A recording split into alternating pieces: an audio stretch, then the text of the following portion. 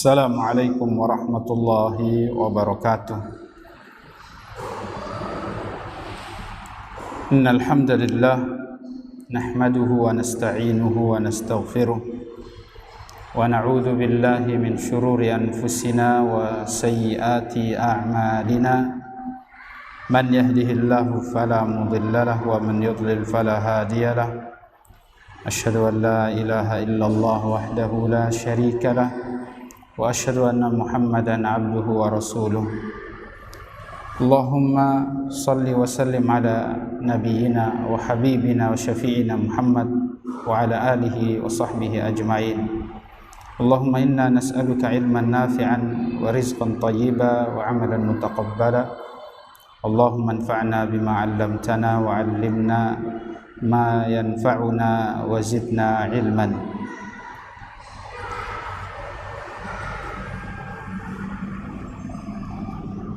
Alhamdulillah, puji syukur selalu kita panjatkan kepada Allah Subhanahu wa taala. Pada kesempatan malam hari ini kembali kita melanjutkan kajian kita, pembahasan kitab Riyadhus Shalihin karya Al-Imam Abu Zakaria Yahya ibnu Sharaf An-Nawawi rahimahullahu taala.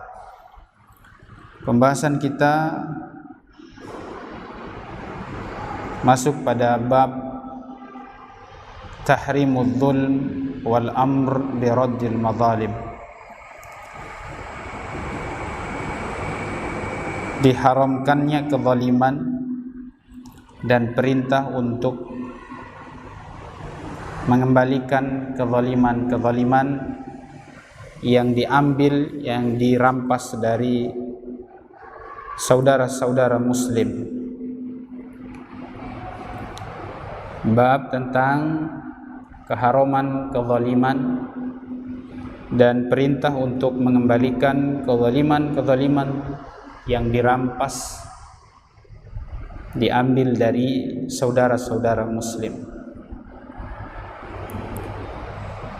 Bab ini, kata Syekh Muhammad bin Shalih Al-Utsaimin, mencakup dua bagian. Yang pertama, haramnya kezaliman. Yang kedua, wajibnya kita mengembalikan apa-apa yang kita rampas dengan cara zalim. Wajib dikembalikan kepada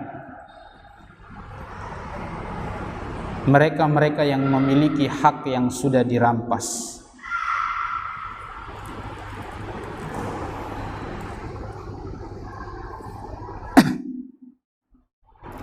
Dalam bab ini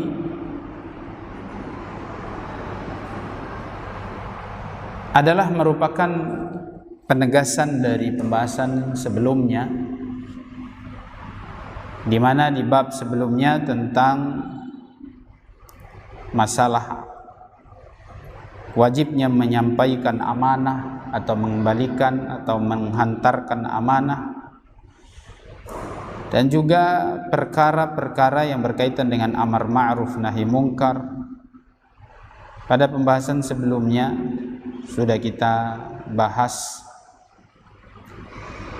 hukuman bagi mereka-mereka yang melakukan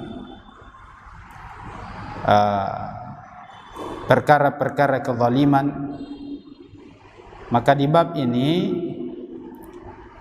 Al-Imam An-Nawawi rahimahullahu ta'ala membawakan bab tentang haramnya kezaliman dan wajibnya kita mengembalikan apa-apa yang telah dirampas, telah diambil dari saudara-saudara kita, yang itu merupakan perbuatan zalim.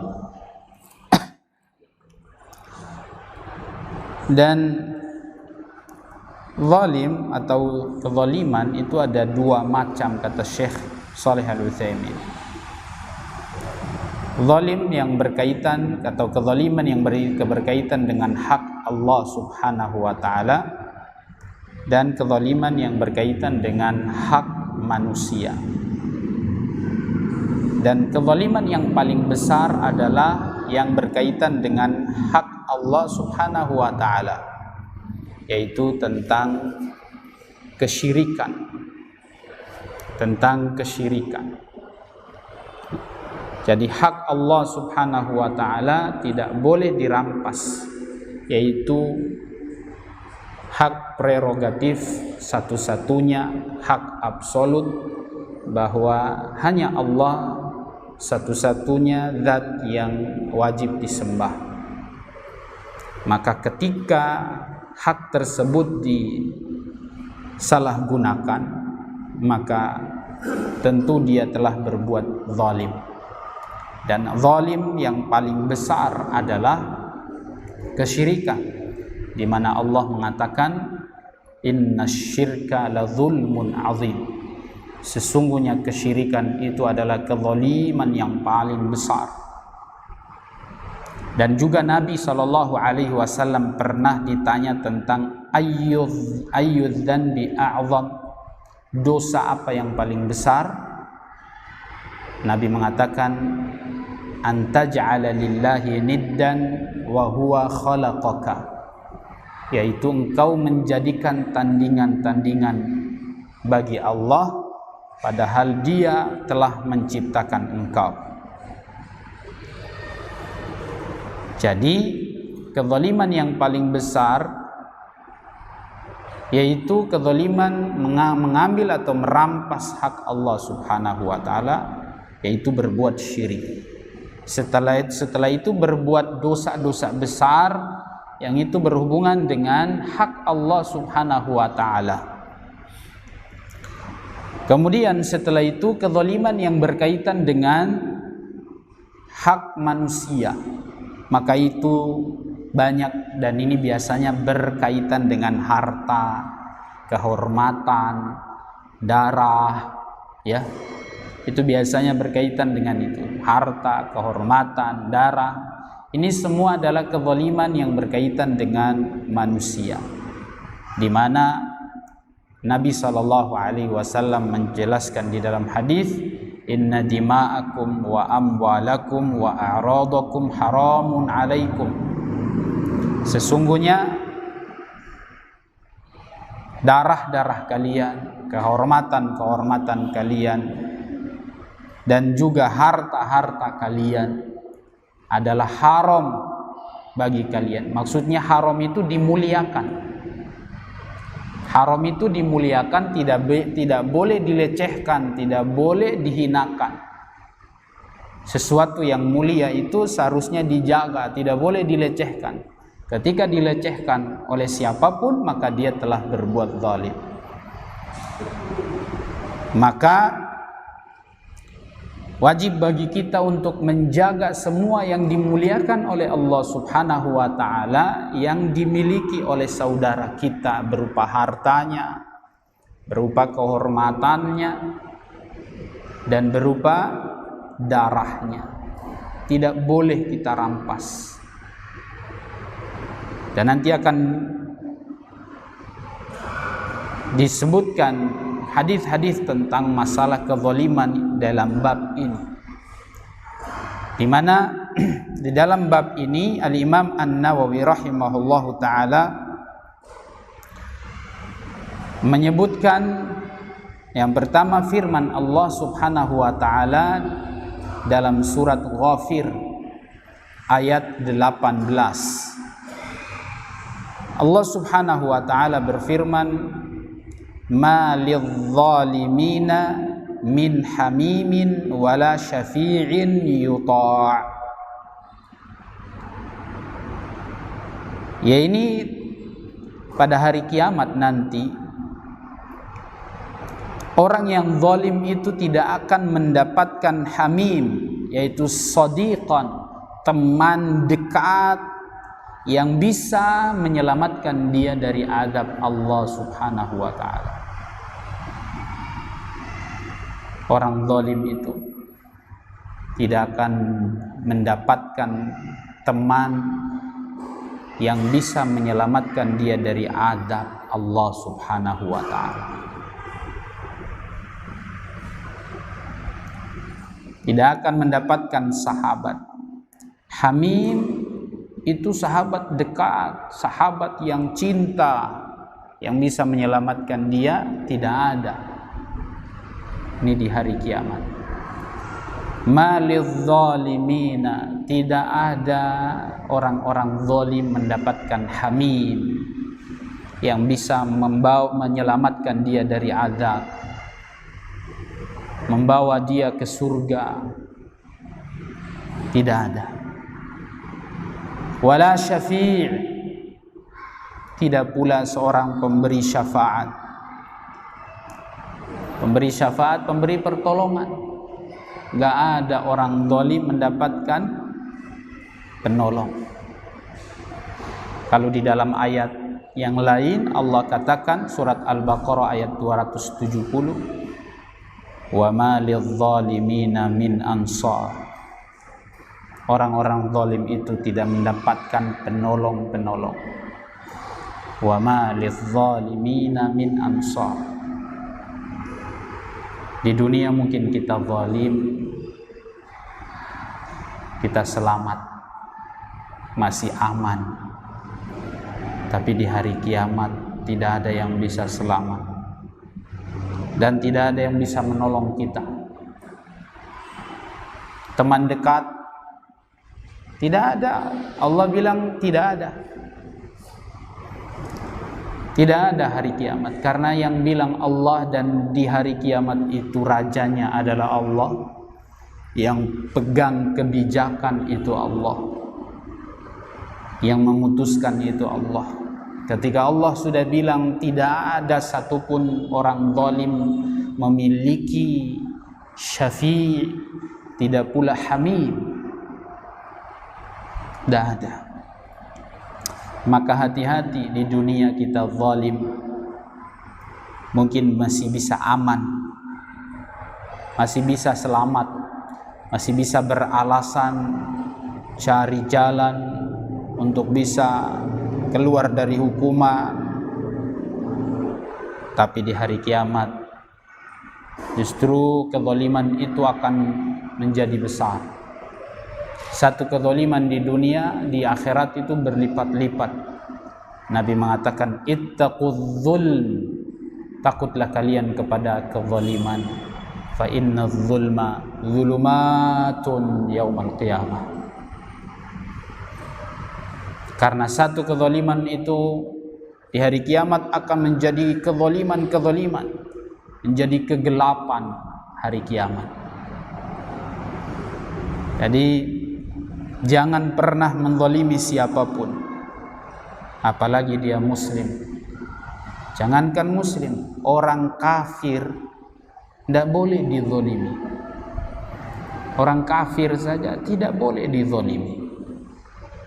Antum rampas hartanya, antum bunuh dengan sengaja, ya, dia kafir, tetangga, tidak beriman kepada Allah, dan dia dilindungi oleh negara kita misalnya, dan dia berada di dalam negara kita, gak boleh dibunuh. Menumpahkan darah orang kafir gak boleh. Gak boleh juga mencaci maki orang, ya. Orang kafir pun tidak boleh, karena itu kezaliman. Jangan dicaci, dinasihati, diperbaiki. Karena orang muslim itu tidak punya sifat buruk. Orang mukmin itu seharusnya tidak punya perangai yang jahat kepada siapapun, makhluk siapapun. Justru kita disuruh berbuat baik kepada siapapun manusia di muka bumi. Maka jangan sampai ada orang kafir, kita merasa dia kafir, jadi kita bilang gak apa-apa, ya, karena dia kafir kita ambil hartanya saja, kita curi saja, gak boleh, haram. Apalagi menumpahkan darahnya. Maka nanti akan disebutkan oleh Imam An-Nawawi rahimahullah beberapa hadis yang berkaitan tentang kezaliman. Ya. Insyaallah taala kita akan baca hadis-hadis tersebut.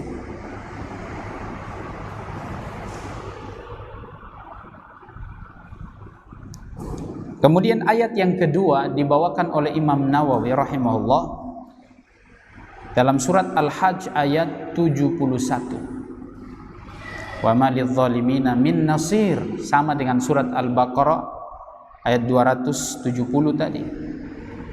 Di dalam surat Al-Hajj ayat 71 Allah juga katakan, dibawakan oleh Imam Nawawi, wa ma lidh-dhalimina min nasir. Tidak ada penolong bagi orang yang zalim. Ya, jadi banyak ayat menyebutkan tentang orang zalim di hari kiamat itu sangat berbahaya.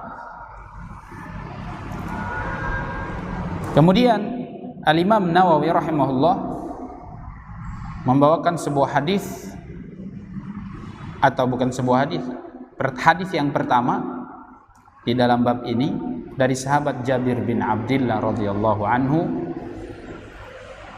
Beliau wafat tahun 74 Hijriah. Beliau mengatakan bahwasanya Rasulullah sallallahu alaihi wasallam bersabda, "Ittaqudz zulma fa innadz zulma dzulumatun yaumal qiyamah." Bertakwalah kalian kepada Allah. Takutlah kalian pada kezaliman. Karena sesungguhnya satu kezaliman akan menjadi kezaliman yang banyak di hari kiamat. Jadi satu kezaliman itu akan jadi besar di hari kiamat. Jadi dia akan membengkak di hari kiamat. Na'udzubillah min dzalik. Maka hati-hati. Wattaqus syuhha fa inna syuhha ahlaka man kana qablakum. Dan takutlah kalian kepada asyuh. Ya. Takutlah kalian kepada asyuh. Asyuh itu adalah tamak terhadap harta. Janganlah kalian berbuat syuh. Janganlah kalian berbuat ketamakan terhadap harta. Kenapa? Fa innahu ahlaka man kana qablakum. Karena sesungguhnya ketamakan kepada harta itu yang menyebabkan orang-orang dahulu, yaitu Bani Israel, menjadi binasa, celaka. Mereka berbantah-bantahan, berbunuh-bunuhan. Mereka saling bunuh gara-gara harta. Hamalahum ala an safaku dima'ahum wastahallu maharimahum.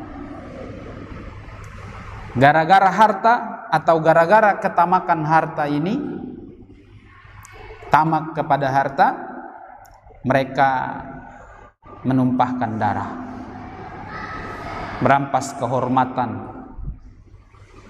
menumpahkan darah, wastahallu maharimahum, menghalalkan segala cara. Semuanya disebabkan karena harta. Nah, ini kejadian atau peristiwa-peristiwa di zaman jahiliyah di Bani Israel jangan sampai terjadi pada umat ini. Rasulullah mengingatkan kita, wahai orang-orang yang beriman, takutlah kalian kepada kezaliman, kepada perkara ketamakan. Takut, jauhi perbuatan-perbuatan itu. Dan kalau orang sudah tamak dengan harta, dia akan berbuat apa saja. Dan ketika dia sudah dapat, dia ingin tambah dan tambah, pengen berlebihan di dalam masalah harta, tidak pernah puas.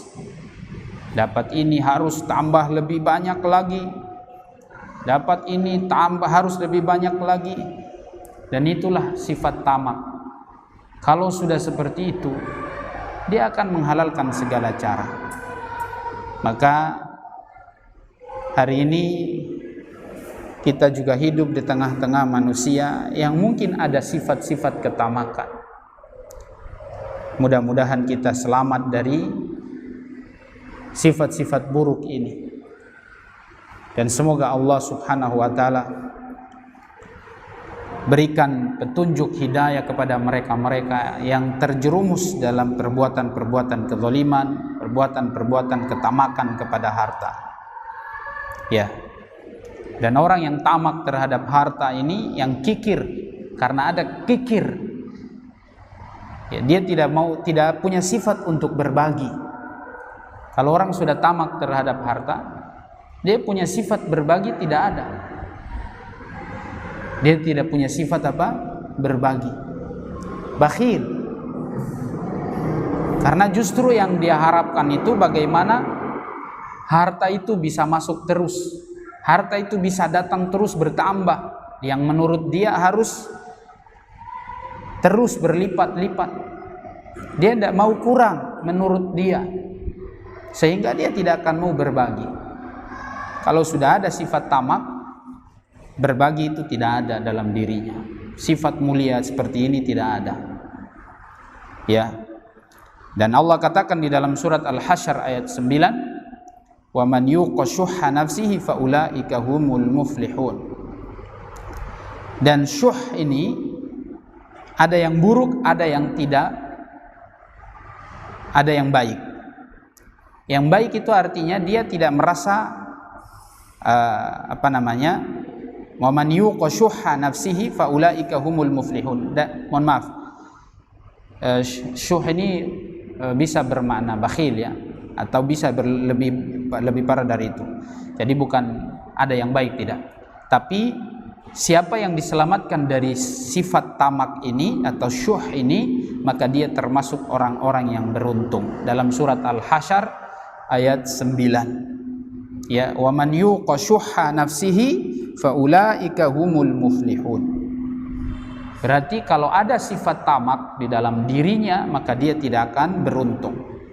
Dan apabila dia diselamatkan dari sifat tamak, maka dia termasuk orang-orang yang beruntung. Ini adalah penjelasan hadis yang pertama di dalam bab ini. Kemudian hadis yang kedua dari sahabat Abu Hurairah radhiyallahu anhu. Beliau bernama Abdurrahman bin Sakhr ad-Dawsi. Dia wafat tahun 58 Hijriah. Beliau mengatakan bahwasanya Rasulullah sallallahu alaihi wasallam bersabda, "La tu'addunnal huquqa ila ahliha yaumal qiyamah hatta yuqada lisyatil jalha minasyatil qarna." Rawahu Muslim. Sungguh kalian akan mengembalikan hak-hak manusia kepada pemiliknya. Kalian akan benar-benar mengembalikan hak-hak manusia yang dulu kalian pernah ambil rampas, yang kalian zalimi di dunia. Akan kalian kembalikan kepada pemiliknya di akhirat sana. Ya, jadi semuanya akan terlihat, semuanya akan tampak. Yang dulu pernah kita rampas, yang mungkin karena kita punya power, kita punya kekuatan hukum, sehingga kita ambil harta orang, kita ambil kehormatan orang, kita ambil darah orang. Itu semua akan dikembalikan di hari kiamat. Semuanya akan dikembalikan. Kalau yang kita ambil dengan cara yang haram, dengan cara zalim. Sampai kata Rasulullah, hatta yuqada lisyatil jalha minasyatil qarna.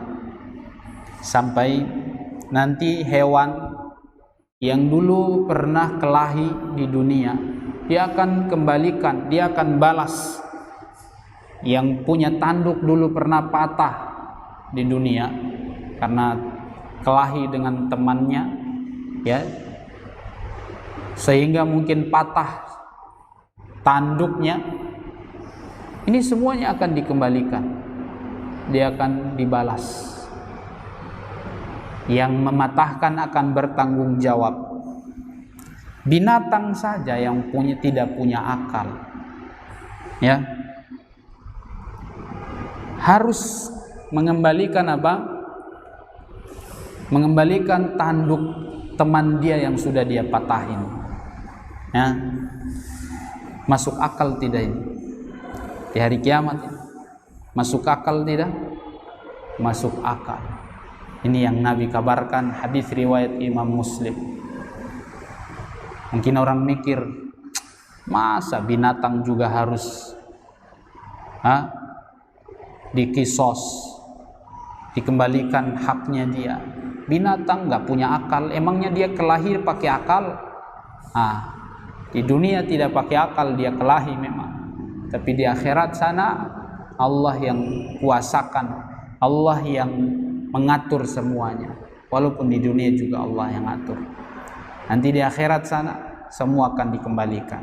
Pokoknya dikembalikan semuanya. Dikembalikan. Nah, kalau apalagi manusia. Manusia yang dulu pernah merampas harta saudaranya, pernah merampas darah saudaranya, pernah merampas kehormatan saudaranya, dicaci, dimaki, ya, dilecehkan. Semua itu akan dikembalikan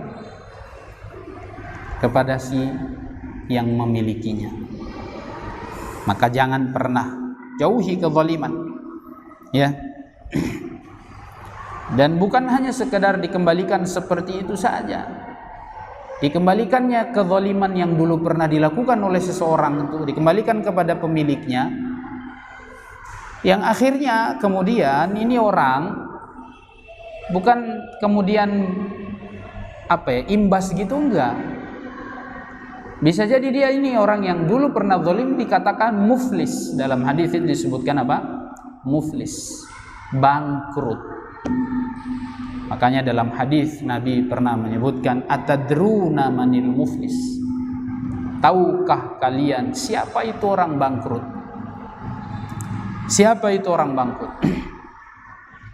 Para sahabat yang mereka pikirkan orang muflis itu, orang bangkrut itu ya sesuai yang mereka jangkau, yang mereka fahami, man la dinar wala mata' lahu, yaitu orang yang tidak punya dinar dan tidak punya harta. Nah, itu dia bangkrut. Dia tidak punya harta di dunia, itu bangkrut. Yang seperti itu ternyata tidak. Nabi SAW tidak menginginkan kebangkrutan duniawi seperti di dunia ini, bukan. Yang dimaksud orang muflis itu nanti di akhirat.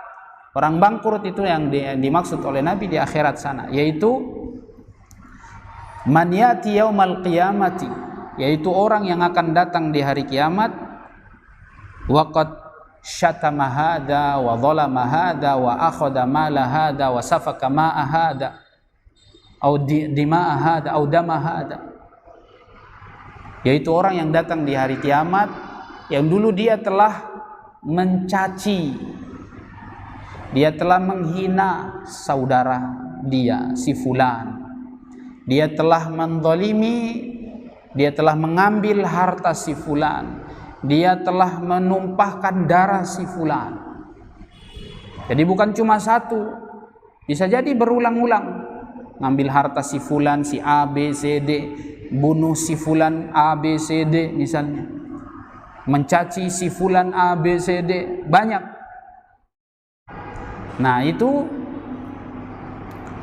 orang yang seperti ini nanti di hari kiamat dia datang dalam keadaan dengan membawa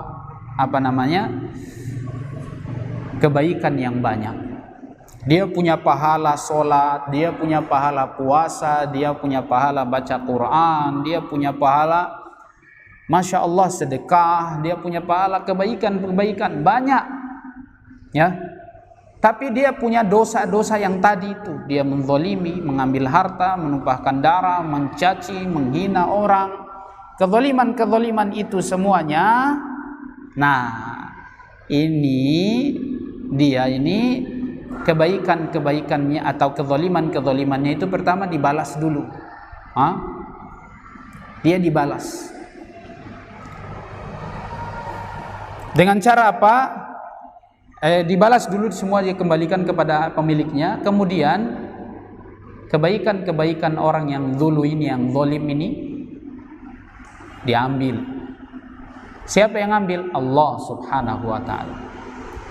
Ini yang jadi pemegang keputusan, Allah Subhanahu wa ta'ala.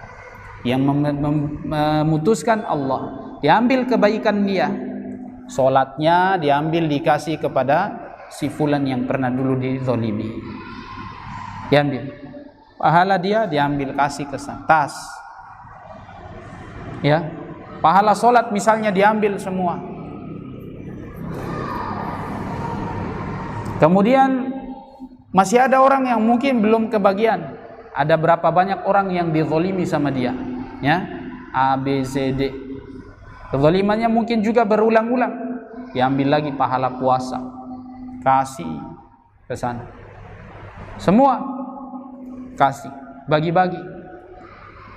Oh, yang lain masih belum kebagian. Ambil lagi nih pahala sedekah, diambil tas, bagi ke sana. Semuanya, sampai semua sudah diambil nih pahalanya, sudah habis pahalanya. Pahalanya sudah selesai ini, nggak ada lagi dia punya pahala sholat, pahala baca Quran, pahala sedekah, pahala puasa, nggak ada lagi, habis. Tapi masih banyak orang yang belum kebagian. Yang belum kebagian, dosa-dosa orang yang belum kebagian ini diambil, ditimpakan ke dia ini, dikasih kepada orang yang zalim ini. Na'udzubillah. Berat. Jadi dia dapat apa? Dapat dosa-dosa orang semua yang sini nih dibagi ke sini, kasih ke dia. Itulah yang disebut dengan muflis, bangkrut. Ini yang disebut dengan bangkrut. Maka hati-hati, ya. Jangan sampai kita termasuk orang-orang yang bangkrut. Karena kezaliman kita tidak tahu di dunia ini mungkin bisa jadi besar. Di akhirat Allah, semua Allah akan balas, dan orang-orang yang telah kita zalimi itu akan pasti kita kembalikan kepadanya. Maka ukur dirimu, hitung dirimu hari ini, apakah pernah berbuat zalim? Ya, harus minta maaf, kembalikan. Kalau sudah bicara tentang hak manusia yang kita ambil, kita rampas, ya, maka kembalikan. Pernah kita caci, minta maaf. Pernah kita hina, minta maaf. Pernah kita gibahi, minta maaf. Minta maaf. Siapa yang pernah kita gibahi, minta maaf.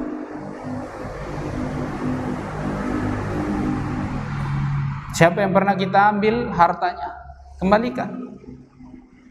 Ustaz, sudah puluhan tahun itu Ustaz, saya pernah pencuri harta dia, ayam dia, buah dia saya ambil misalnya. Apa saja, datang minta maaf. Enggak apa-apa. Ada malu sedikit, enggak apa-apa. Oh, dulu pernah mencuri. Ya, dikembalikan.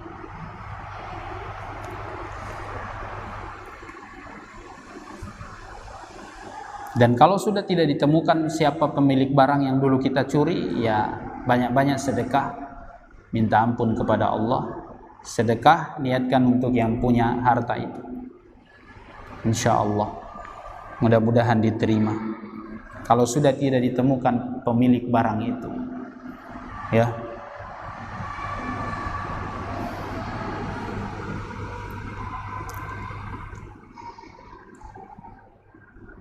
Jadi pertanggungjawaban di hari kiamat itu berat.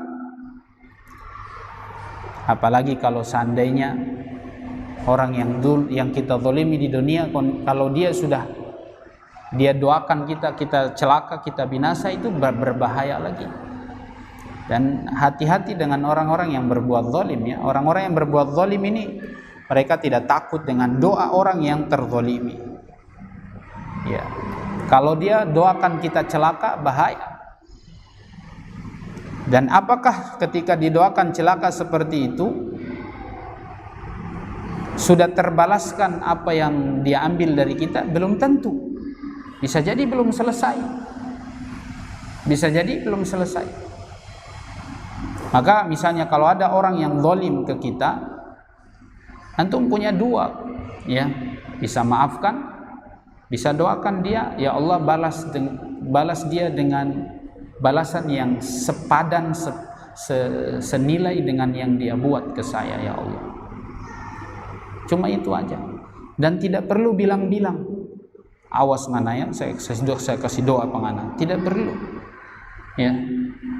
Itu cuma nanti dia, wah itu palingan dia tidak ini. Antara kita dengan Allah saja. Antara kita dengan Allah. Tidak usah dipamer ke dia, awas ngana saya kasih doa ya. Awas ngana saya doakan kamu celaka misalnya. Tidak usah. Tinggal sembunyikan, lalu kemudian angkat tanganmu di malam yang sunyi, yang sepi, qiyamul lail, doakan. Bisa doakan dia dapat hidayah, bisa doakan dia dibalas oleh Allah sesuai dengan kezaliman dia. Terserah kita pilih yang mana.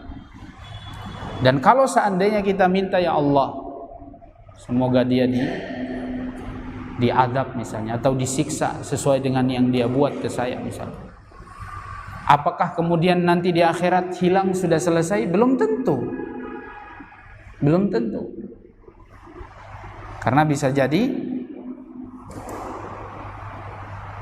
dia harus dibersihkan dulu, apalagi dia belum tobat. Belum tobat dari dosanya.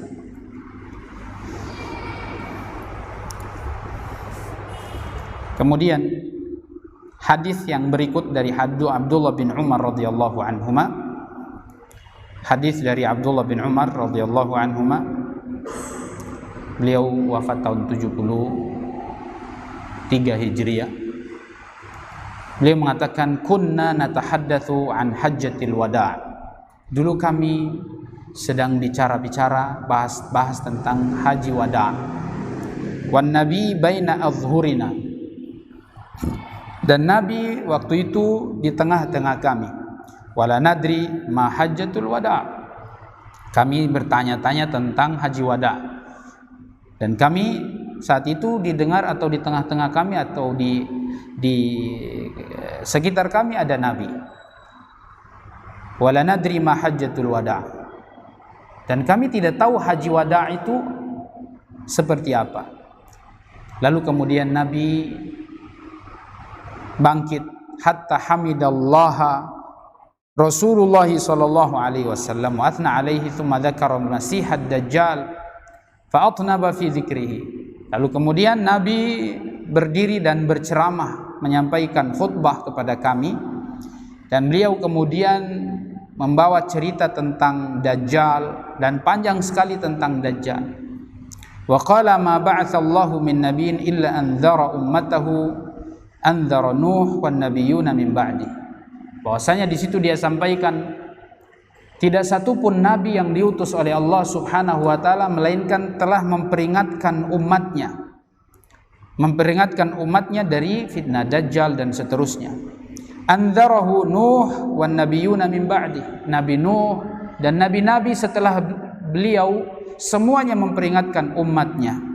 Wa innahu an yakhruja fikum fama khafi alaikum min sya'ni falaysa yakhfa alaikum inna rabbakum laysa bi'awar.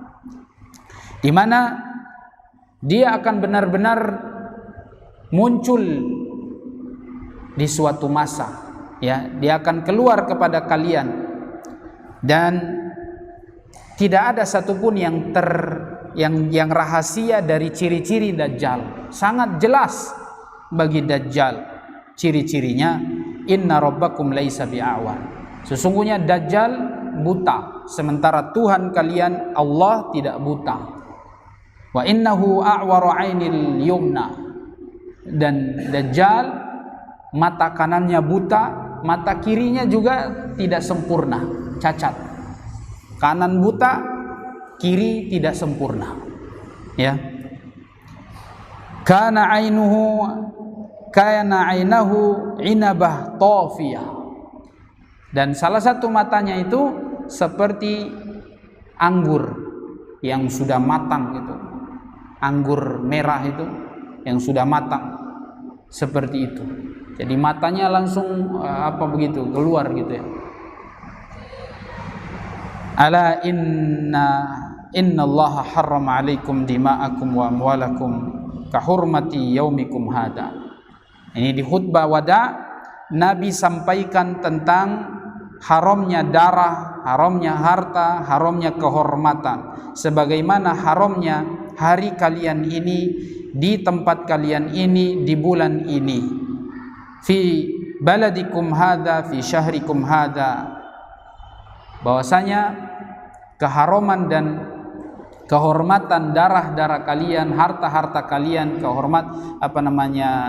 kehormatan kalian seperti haramnya hari ini, yaitu hari haji. Itu hari yang dimuliakan, yang diharamkan, yang diagungkan, sehingga tidak boleh dilecehkan. Seperti mulianya tempat ini, yaitu tanah haram, dan seperti mulianya bulan ini, yaitu bulan Dzulhijjah. Jadi tidak boleh kita berbuat pelecehan di bulan, di tempat, di hari tersebut. Ala hal ballagtu, ketahuilah apakah sudah saya sampaikan? Qalu na'am, para sahabat mengatakan iya. Qala Allahumma ashhad, Allahumma ashhad, Allahumma ashhad. Lalu Nabi mengatakan, ya Allah saksikanlah, ya Allah saksikanlah, ya Allah saksikanlah. Wailakum awaihakum unzuru, celaka kalian, celaka kalian, perhatikanlah, la tarji'u ba'di kuffara yadribu ba'dukum riqaba ba'd. Jangan pernah kalian setelah saya wafat kalian menjadi kafir lagi, kalian saling bunuh-bunuh lagi. Ya, diperingatkan oleh Nabi SAW kepada sahabat-sahabatnya, jangan kalian saling bunuh-bunuh lagi. Ini berarti darah dirampas lagi, melakukan kekufuran lagi. Ini jangan, hati-hati. Karena kata Nabi SAW dalam hadis lain disebutkan, bisa jadi saya tidak akan berjumpa lagi setelah tahun ini. Saya sudah tidak bisa berjumpa lagi dengan kalian di tahun depan. Ini bisa jadi tahun yang terakhir saya bersama kalian. Maka saya ingatkan, dan ini yang disebut dengan khutbah wada' di haji wada'. Ya, khutbah haji wada' di haji wada', haji perpisahan. Dan Nabi itu hajinya cuma sekali. Nabi hajinya cuma satu kali. Diingatkan tentang haramnya darah, tentang haramnya harta. Artinya apa? Kalau dulu di zaman jahiliyah orang-orang saling bunuh-bunuhan dengan cara yang zalim, itu jangan lagi terulang. Dulu di zaman jahiliyah makan harta dengan cara yang haram, pakai cara riba, ya, cara nipu, cara merampas. Tidak boleh, jangan terulang lagi. Kemudian kehormatan itu tidak ada kehormatan di zaman jahiliyah. Pokoknya tidak dimuliakan kehormatan. Bahkan kalau dulu wanita itu tempat pelampiasan nafsu saja. Kalau mereka punya anak perempuan ditenggelamkan, dibunuh, dikubur hidup-hidup. Ya. Idza busyira ahaduhum bil untha yatawara minal qaumi min su'i ma busyira bihi.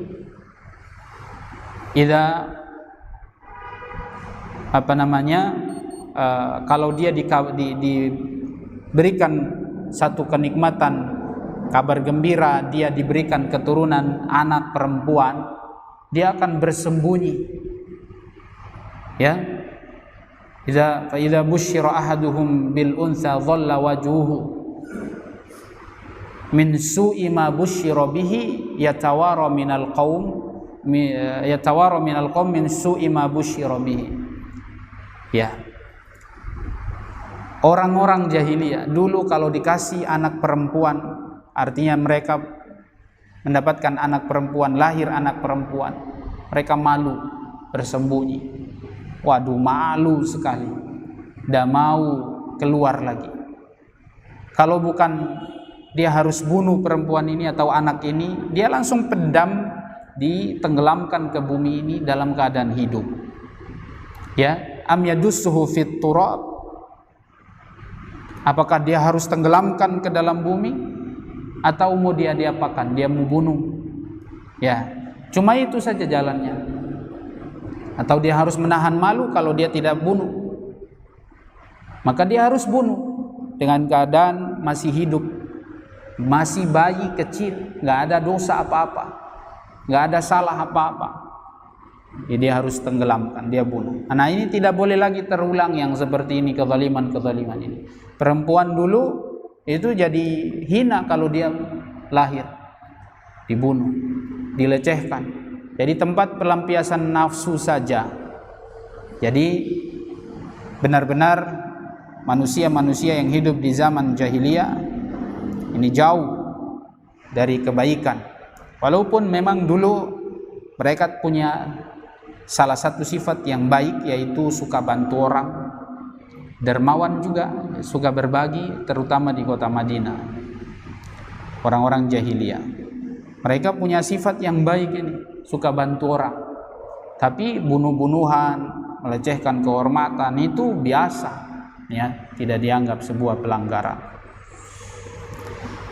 Maka jemaah yang dimuliakan oleh Allah Subhanahu wa taala, ketika Nabi sudah berkhutbah di khutbah hajah, khutbah wada, di haji wada, ini menunjukkan bahwasanya beliau sudah, ini terakhir wasiat beliau, dan beliau sudah mengatakan bahwasanya dia tidak mungkin, bisa jadi dia tidak ketemu lagi dengan mereka sahabat-sahabatnya di tahun yang akan datang. Maka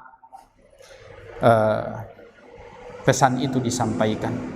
Kemudian hadis yang berikut ini sebagai contoh bagi orang-orang yang zalim.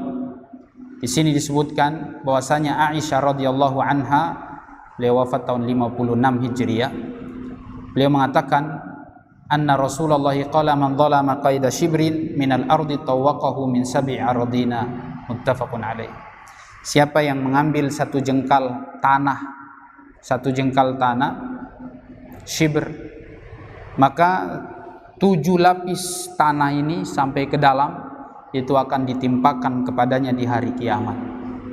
Ya, kalau cuma 1 jengkal saja mungkin ringan, tapi kalau ambil bermeter-meter, tapi 7 lapis tanah ke bawah ini berapa puluh kilo ke bawah, berapa ratus kilo ke dalam, itu ditimpakan kepada orang yang merampas tanah ini, mengambil tanah ini.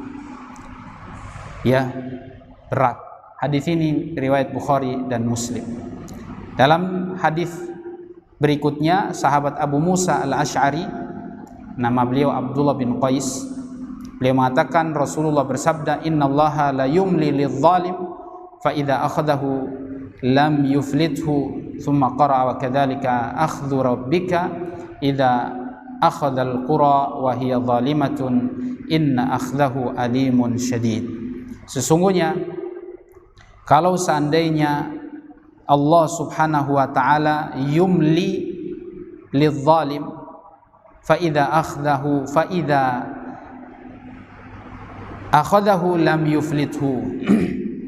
Kalau seandainya Allah Subhanahu wa taala ingin mengulur seorang yang zalim, lalu dia berbuat kezaliman, lalu Allah Subhanahu wa taala kemudian menghukumnya, maka dia tidak akan pernah beruntung, dia akan binasa, dia akan celaka. Lalu kemudian Nabi membawakan atau membacakan firman Allah surat Hud ayat 102, dan demikianlah hukuman siksaan Tuhanmu apabila dia menyiksa satu kampung yang zalim, maka sungguh dia akan binasa. kampung tersebut akan binasa. Inna akhdahu alimun syadid. Sesungguhnya siksaan Allah sangatlah pedih, sangatlah berat, sangatlah keras. Maka hati-hati jika seseorang mengambil harta berupa tanah, maka hukumannya berat. Dalam riwayat yang lain disebutkan la'anallah au lu'ina man ghayyara manaral ard. Allah mengutuk orang yang merubah posisi batas tanah, yang merubah posisi, mengganti posisi batas tanah. Allah mengutuk dia. Dan kalau sudah dikutuk, maka tunggu tinggal datang hukuman Allah Subhanahu wa taala. Ya. Dan orang-orang tidak takut dengan masalah ini. Ya. Mereka merampas harta, terutama tanah ini paling sering dipermasalahkan oleh sebagian orang-orang yang tamak.